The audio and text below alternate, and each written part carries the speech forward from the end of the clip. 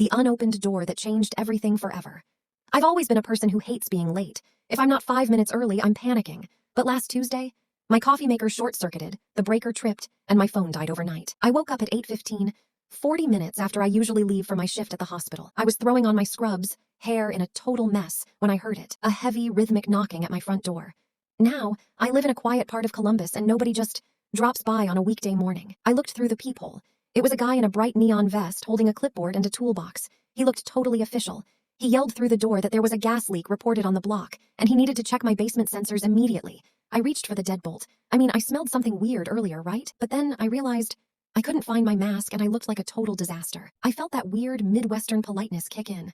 I was actually embarrassed to let a stranger see me like this. I shouted back, "Give me 2 minutes to get decent." The knocking didn't stop. It got faster. "Ma'am, this is an emergency. Open the door now," he barked. His voice didn't sound like a technician anymore. It sounded vicious. Suddenly, a real city utilities truck pulled into my driveway behind his unmarked van. The guy in the vest froze, jumped into his van, and screeched away, nearly clipping my mailbox. The actual technician came to my door a minute later.